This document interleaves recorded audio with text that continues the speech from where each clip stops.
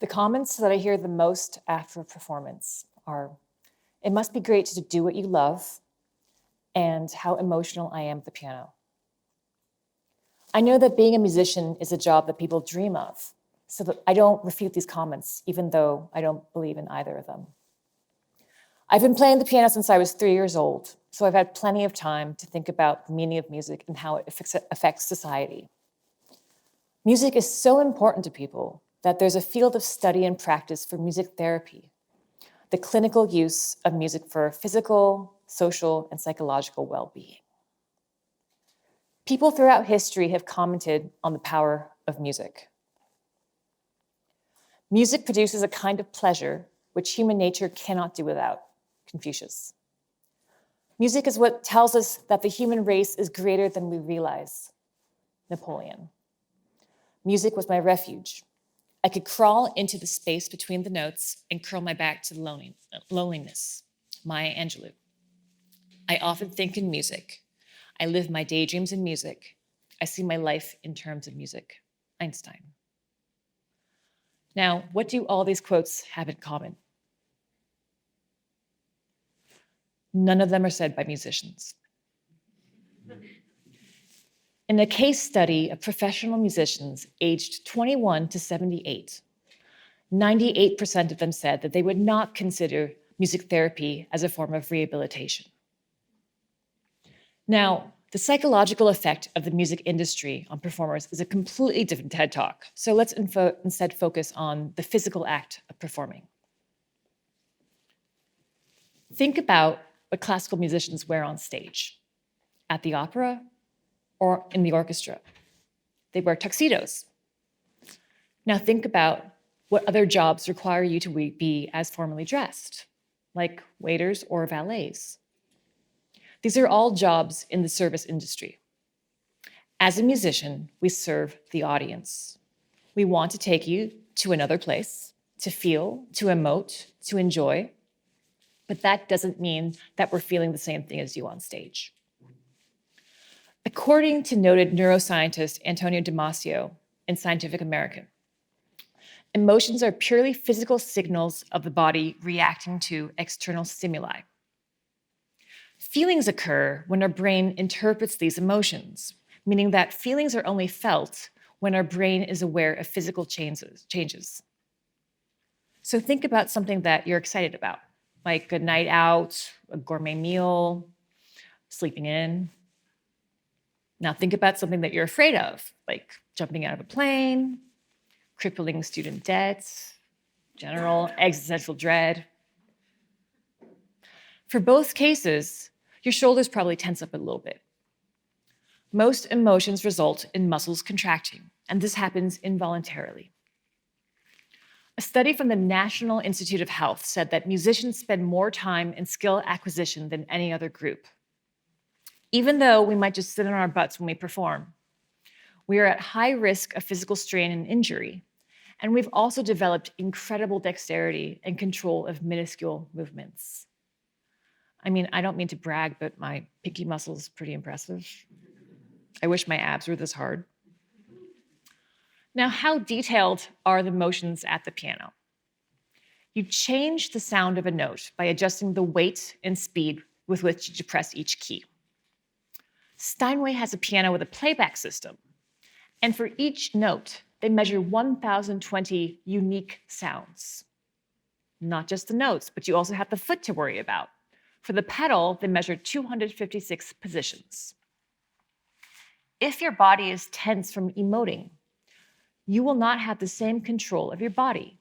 And since we are talking minuscule motions that are 1/1,020th of a degree different, you really can't have anything preventing you from having full command. Let's take a look at the first bar of the piece I played at the beginning, and let me walk you through the thought process that went behind how to layer each note. Now, bear with me. I warn you, this is going to be very tedious.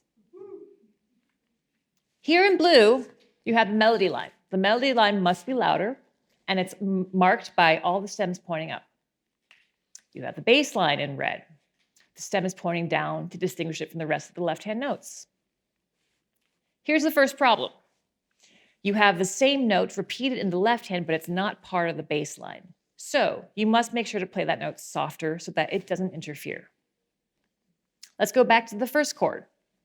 You've got 5 notes in the first chord. However, 3 of the notes are the same note, meaning it's a D. So 3/5 of the note is the same pitch, so you want to make sure that that doesn't overpower the other 2 unique pitches. You have 1 note in the accompaniment that's a different pitch, so you have to make sure that that is in good proportion to the 3 Ds that are in that chord. So here's numbered in terms of volume how you layer each note in that first chord. 1, the loudest, being melody. Second would be the bass line. The third is that individual note in the accompaniment figure that is a different pitch. Fourth loudest would be the top note in the left hand because it comes at a physical distance from the triad in the right hand, and it'll add to the resonance. But then the softest must be that middle note in the triad because it's repeated twice elsewhere. Next chord has to be softer than the first chord because you're sustaining the melody and the bass line, and because the piano is a percussive instrument, the second that you hit a note, it decays. So you must play this chord softer. The next chord must be even softer because not only does the note continue to decay, but you actually have a rest in the melody line. So it must be even softer. When you go to the next note in the melody, you have to make sure to bring this in softer than the initial note in the melody because, again, the note has decayed and there was a rest. So if you play it at the same volume, it will sound accented. For the final beat in the bar, you've got 4 notes. If you have 4 notes versus 1 note in a beat for the previous beat, 4 notes automatically will be louder. So you must make sure to play these 4 notes softer. Same thing in the left hand. You've got 4 notes for the final beat versus 2 notes in the beat before. So you must make this softer. Not just your fingers, you have the pedal to worry about. So the composer writes to change the pedal twice. You hold the pedal for the first 2 beats and you change it twice on the second beat.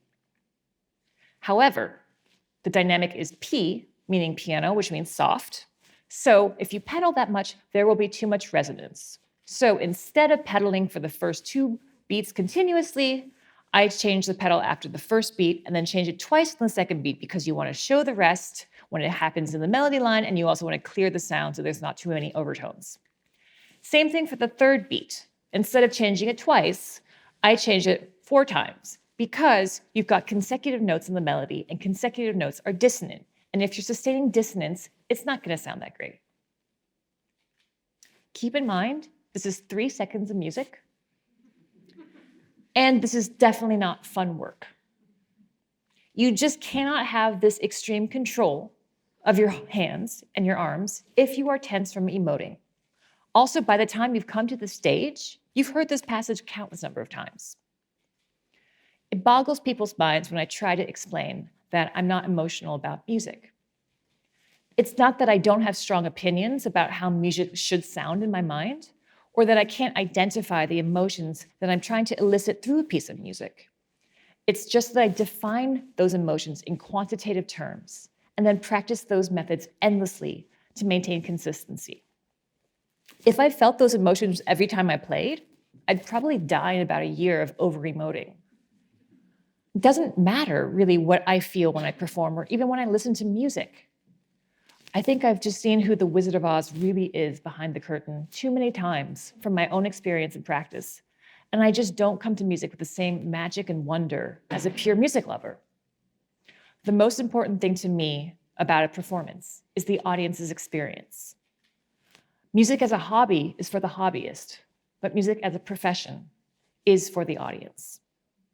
So next time you go to a concert, don't think about how lucky the musician must be to be able to do what they love, but instead focus on your own reaction and appreciate that we on stage are probably not having the same experience as you.